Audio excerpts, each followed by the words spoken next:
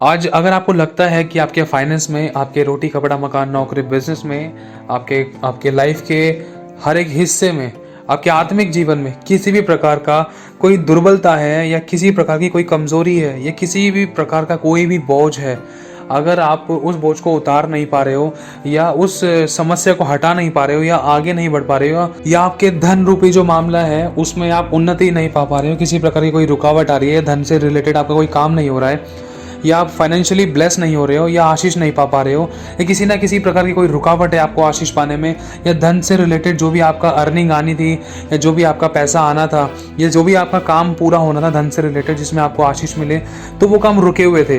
तो इस प्रकार की जो दुर्बलताएं आपके जीवन में है या आपके आत्मिक जीवन में किसी प्रकार की दुर्बलताएं हैं या वचन को याद नहीं कर पा रहे हो या पढ़ नहीं पा रहे हो या प्रभु के साथ कनेक्ट नहीं हो पा रहे हो या चमत्कार नहीं कर पा रहे हो, किसी को चंगा नहीं कर पा रहे हो या किसी को आशीष मतलब किसी के लिए आशीषों के लिए प्रार्थना नहीं कर पा रहे हो, अगर कर रहे हो तो उसके जीवन में भी चमत्कार नहीं हो रहे, ना अपने जीवन में खुद हो रहे हैं। तो ये प्रकार की जो दुर्बलताएं हैं तो इसी से रिलेटेड है। आज आप छुटकारा पाओगे इन बातों को लेकर अगर आप इन बातों को जान लोगे, क्योंकि परमेश्वर ने इससे रिलेटेड बहुत गहरी बातें सिखाई है। मैं आज रात को प्रभु के साथ संगति में था, वचन पढ़ रहा था, छोटा सा वचन मैंने और मेरी वाइफ ने खोल कर बैठे और कुछ थोड़ा सा वचन परमेश्वर ने उसके द्वारा बुलवाया, मुझे सिखाया। और जब परमेश्वर ने मुझे इस्तेमाल किया तो परमेश्वर ने बहुत गहरे प्रकाशन दिए और हम दोनों को गहरे प्रकाशन दिए। परमेश्वर तो धन्यवाद करता हूँ, ये हमारे लिए बहुत ज़रूरी है। और यही एक कारण है जिसके द्वारा आप अपने लाइफ में बहुत बड़ी उन्नति को, तरक्की को देख पाओगे।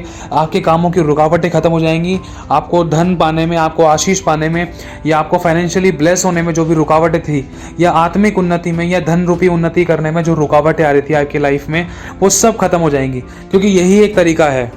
तो इसमें हमारे लिए क्या ज़रूरी, तो हम वचन से जानेंगे। लिखा है लूका 13वां अध्याय उसकी 10वीं आयत में, सप्त के दिन वह आराधनालय में उपदेश कर रहा था। वहाँ एक स्त्री थी जिसे 18 वर्ष से एक दुर्बल करने वाली दुष्ट आत्मा लगी थी। मतलब एक स्त्री थी वहाँ पर 18 वर्ष से, मतलब वो बहुत परेशान थी, दुर्बल करने वाली उसको दुष्ट आत्मा लगी हुई थी और वह कुबड़ी हो गई थी और किसी रीति से सीधी नहीं हो सकती थी। ध्यान से समझना, इसको एक इमेजिनेशन करना। अब किसी स्त्री के कोई कुबड़ा निकल रखा था तो वो सीधी नहीं खड़ी हो सकती। अब कुबड़े का मतलब बोझ, एक बोझ होता है और एक प्रकार की दुष्ट आत्मा होती है जो मनुष्य के जीवन में आज्ञा ना मानने के कारण काम करती है या पुराने प्रकार के किसी हमारे पूर्वजों के श्राप होते थे जो टूटे नहीं होते थे, तो उसी से रिलेटेड है। ये कुछ ऐसे प्रकार के श्राप होते थे, ये हमारी आज्ञा ना मानने के कारण, कुछ ऐसी गलतियों के कारण ये दुष्ट आत्माएं काम करती थी। तो इसमें हुआ क्या, ये दुष्ट आत्माएं, अगर आपको लगता है कि आपके फाइनेंस, आपके शारीरिक, आत्मिक, आर्थिक, संसारिक, आपके धन रूपी मामले में किसी प्रकार की कोई रुकावट है, अगर आप उन्नति नहीं कर पा रहे हो या आपका बिजनेस प्रॉस्पर नहीं हो रहा है या आप आत्मिक जीवन में उन्नति नहीं पा पा रहे हो, किसी भी तरीके से आप लाइफ में किसी भी हिस्से में आप उन्नति नहीं पा रहे हो अपने लाइफ में, और सब कुछ आप कर रहे हो अपनी तरफ से, आप मेहनत भी कर रहे हो, बेस्ट कर रहे हो अपनी तरफ से, लेकिन फिर भी आपको आपकी जिंदगी में तरक्की नहीं दिखाई दे रही है, तो ये बहुत बड़ा बोझ है आपकी गर्दन पर और कंधे पर। क्योंकि इस रिगार्डिंग परमेश्वर ने वचन से सिखाया, क्योंकि ये दुर्लभ करने वाली, ये दुर्बल करने वाली दुष्ट आत्मा लगी हुई थी उस स्त्री के और वह कुबड़ी हो गई थी और किसी रीति से सीधी नहीं हो सकती थी। मतलब अब अगर सामने से समस्या आती हुई अगर आ रही है बहुत जोरों से, तो हम उसको नहीं देख सकते हैं। अगर हमारे कंधे पर बोझ है, अगर बोझ है तो हम झुके हुए हैं। अब सोच कर देखना, ना तो गर्दन तिरछी करके देख सकते हैं, ना तो इस तरफ करके देख सकते हैं, ना तो लेफ्ट ना तो राइट। अगर देख पाएंगे तो हल्का देख पाएंगे और पीछे अगर मुड़कर देखेंगे, क्योंकि हम अपनी गर्दन बोझ के होते हुए पूरी नहीं घुमा सकते पीछे की तरफ, जैसे हम नॉर्मल घुमा लेते हैं सीधे खड़े होकर। और अगर बोझ कंधे पर है और अगर हमारे पीठ पर बोझ लदा हुआ है, जुआ रखा हुआ है, मतलब भारी बोझ रखा हुआ है, तो हमारी कमर भी झुकी हुई है, हम अपने पीछे का हिस्सा अच्छे से नहीं देख पाएंगे। और दूसरी बात, ना तो हम सीधे खड़े होकर उस समस्या का सामना कर पाएंगे, वरन वो समस्या इंसान को और धकेल देती। क्यों? क्योंकि इंसान को अगर समस्या दिखाई नहीं देगी तो उससे बचेगा कैसे? अब वो दिखाई तो जब ही देगी जब सामने सीधा खड़ा हो पाएगा, उसको अपनी आंखों से देखेगा। और परमेश्वर की तरफ भी नजर इंसान जब भी उठा पाएगा जब इंसान के सर पे से, कंधे पे से और गर्दन पे से बोझ हटाया जाएगा। किस प्रकार का बोझ है? आज परमेश्वर की ओर दृष्टि करने के लिए हमें बिल्कुल खाली और सीधा खड़ा होना जरूरी है। जब तक हम सीधा सामने नहीं देखेंगे, जब तक हम परमेश्वर के साथ साथ कनेक्ट होकर नहीं चल सकते। आपको मालूम होगा जब पतरस पानी पर चल रहा था तो उसकी आंखें यीशु की ओर लगी हुई थी। जैसे ही उसकी आंखें इधर उधर हुई, जैसे उसका ध्यान बटा, जैसी हवा के द्वारा उसका ध्यान इधर उधर हुआ, तो उसी समय वो डूबने लगा और उसने कहा, प्रभु मुझे बचा। तो इसी तरीके से हमें सामने देखना जरूरी है। और जो दुष्ट आत्माएं होती हैं ये नहीं चाहती कि हम प्रभु की ओर निहारें, प्रभु के वचन को पुकारें या प्रभु की ओर ताकें। ये नहीं चाहती, ये चाहती इंसान और दब जाए अपनी समस्या, कमी घटी, बीमारी, परेशानी में, घटियों में और बुराइयों में और हर प्रकार के नुकसानों में दब जाए। यही शैतान की चाल है, यही दुष्ट आत्मा का काम है, क्योंकि ये शैतान के काम होते हैं। यही तरीके हैं इंसान को मतलब पाप में डालने के, यही तरीके हैं इंसान को सुसाइड तक पहुंचाने के, यही तरीके हैं इंसान को मतलब श्राप वाला जीवन जीने के लिए और मृत्यु तक पहुंचाने के लिए। तो इसमें दुष्ट आत्माएं अपना इस तरीके से काम करती कि इंसान को बिल्कुल सीधा खड़ा ना होने देना, तो आत्मिक रूप से ना शारीरिक रूप से, कि किसी न किसी प्रकार की दुर्बलताएं, फाइनेंस को लेकर दुर्बलताएं, कोई काम नहीं बन रहा है, नौकरी को लेकर दुर्बलताएं हैं और अपने घर परिवार को लेकर दुर्बलताएं कि कोई बात नहीं मान रहा है, प्रेम नहीं कर रहा है, कोई प्रेम से बात नहीं कर रहा है, और अगर किसी को पैसा दिया तो वो लौटा नहीं रहा है। मतलब धन के ऊपर इस तरीके से लगता है कि कोई श्राप है, या परिवार के अंदर किसी से बनती नहीं है। हर प्रकार की टेंशन को लेकर दुर्बलताएं बनी हुई है लाइफ के अंदर, शरीर को लेकर, प्राण को लेकर, आत्मा को लेकर, नौकरी बिजनेस को लेकर, धंधे रोजगार को लेकर, इतनी सारी दुर्बलताएं, एक तरीके का जुआ और ये बोझ है, ये कंधे पर जब आ गया ना तो इंसान झुक गया है, जिसके कारण प्रभु को नहीं देख पा रहा है। और इसी तरीके से इस औरत के ऊपर एक दुष्टात्मा लगी थी जो कुबड़ी हो गई थी और किसी रीति से सीधी नहीं हो सकती थी ये औरत। और इसको छुटकारा कैसे मिला? अगर आप चाहते हो आज छुटकारा पाना अपने लाइफ के हर एक हिस्से में, अपने शारीरिक रूप में, अपने आत्मिक रूप में, अपने आर्थिक स्थिति में और अपनी फाइनेंशियली, स्पिरिचुअली, सोशली, हर प्रकार से अगर आप छुटकारा पाना चाहते हो तो उसके लिए आपको ये करना ज़रूरी है। तो आगे लिखा है कि वो किसी रीति से सीधी नहीं खड़ी हो सकती थी क्योंकि उसके ऊपर बोझ था। यीशु ने उसे देखकर बुलाया और कहा, ध्यान से सुनना, ये बहुत गहरी बात है, प्रभु ने प्रकाशन दिए। सबसे पहले प्रभु यीशु मसीह ने देखा और बुलाया। आज यीशु मसीह आपको अपने पास बुला रहा है। आज बहुत से लोगों को सुसमाचार सुनाया जाता है, बहुत से लोगों को वचन दिया जाता है, लेकिन इनकार कर देते हैं। इसमें प्रभु तो अपने हिस्से का काम कर रहा है। प्रभु ने शुरुआत कर दी, बेटा आजा, जैसे पतरस को बुलाया था यीशु ने पानी पर, आजा।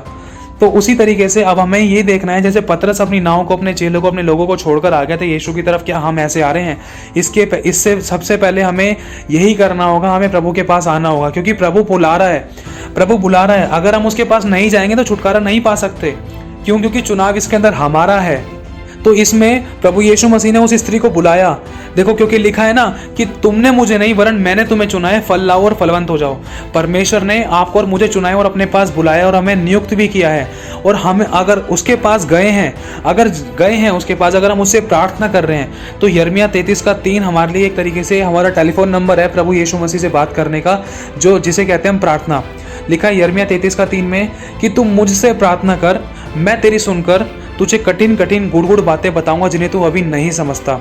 इसमें सबसे पहला काम क्या है? परमेश्वर ने बोल दिया कि तुम मुझसे प्रार्थना कर। पहली ताली यीशु ने बजा दी। अब दूसरा काम हमें करना है कि प्रभु से प्रार्थना करनी है। तो यीशु मसीह का इसमें आधा वचन पूरा हो गया, जिसमें कि परमेश्वर ने कहा कि तुम मुझसे प्रार्थना कर। अब हमने प्रार्थना कर ली है, तो इसमें यीशु मसीह ने फिर आगे क्या कहा है कि मैं तेरी सुनकर फिर तुझे कठिन कठिन बातें बताऊंगा। अब जब वो बताने आएगा, जब वो हमें बताएगा, तो उसके लिए हमें चुप भी होना पड़ेगा। क्योंकि अगर आप किसी से फोन पर बात करोगे, फोन पर बात करते करते आप दोनों तरफ से, अगर दोनों तरफ से आपस में बात करते रहेंगे, तो ना तो कोई किसी की समझ पाएगा, ना तो कोई किसी को समझा पाएगा। तो यही चीज है, इसीलिए एक जने को चुप होना पड़ेगा। इसी तरीके से पहले परमेश्वर ने कहा कि तुम मुझसे प्रार्थना कर। पहले हमें प्रार्थना करनी है, तो उसमें परमेश्वर चुप होकर सुन रहा है। तो जब वो हमें कठिन कठिन बातें बताएगा, तो उसके लिए हमें चुप होना पड़ेगा। मतलब उसकी बातों को सुनना पड़ेगा, उसके वचन को जानना पड़ेगा और उसके साथ साथ चलना पड़ेगा और उसके पास आना पड़ेगा, उसकी संगति में बैठना पड़ेगा, उसकी ओर मतलब ध्यान केंद्रित करना पड़ेगा, उससे प्रार्थना करनी पड़ेगी हर बात को लेकर। किसी मनुष्य की ओर ध्यान नहीं देना है, वरन प्रभु को ही पुकारना है। तो यहाँ पर हुआ क्या? यीशु ने उसे देखकर बुलाया और कहा। मतलब अगर यीशु मसीह अगर आपको और मुझे बुला रहा है, तो बुलाने के बाद हम प्रभु यीशु मसीह से प्रार्थना करते, तो अब बात आती है कि अब यीशु मसीह करे, अब यीशु मसीह कहे, क्योंकि हमने तो प्रार्थना कर दी, अब उत्तर हमारा परमेश्वर देगा। तो यहाँ लिखा है कि यीशु ने उसे देखकर बुलाया और कहा। अब परमेश्वर कहता है, अगर वो कह रहा है, अगर हम उसकी सुन रहे हैं, तो उसकी कहे अनुसार हमें करना भी है। लिखा है कि हे नारी, तू अपनी दुर्बलताओं से छूट गई। तब उसने उस पर हाथ रखे और वह तुरंत सीधी हो गई।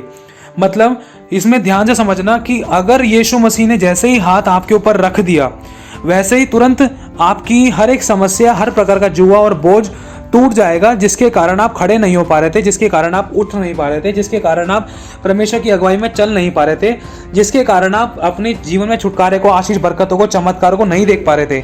हर प्रकार की ऐसी दुर्बलताओं से आप छूट जाओगे। क्यों? क्योंकि ये जो बोझ था, ये जुआ था जो आपकी गर्दन पर, और ये इस औरत की गर्दन पर, ये क्यों था? आज्ञा ना मानने के कारण। लेकिन इस जुए को उतारने का सिर्फ एक ही तरीका है, उसमें यीशु हमें अपने पास बुलाता है। चाहे हम कितनी भी घटी समस्या, बीमारी, परेशानी में थे, हमें यीशु के पास जाना है और उसी की बाट जोनी है और उसकी सुनना है कि हाँ प्रभु, अब मुझे बता कि अब मुझे क्या करना है। और फिर जैसे कि यीशु मसीह ने उस औरत से कह दिया कि हाँ देख हे नारी, अब तो छूट गई, इस दुर्बलता से छूट गई।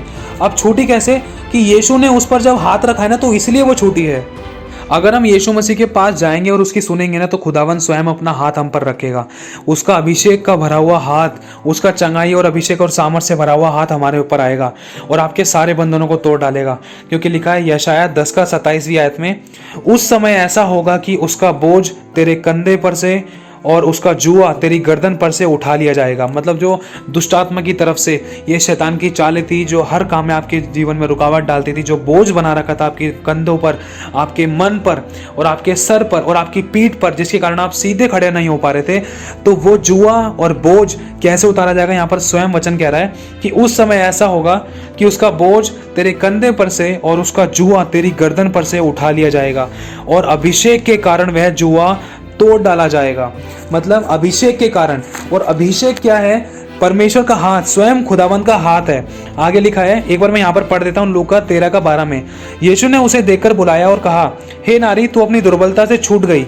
तब उसने उस पर हाथ रखे और वह तुरंत सीधी हो गई।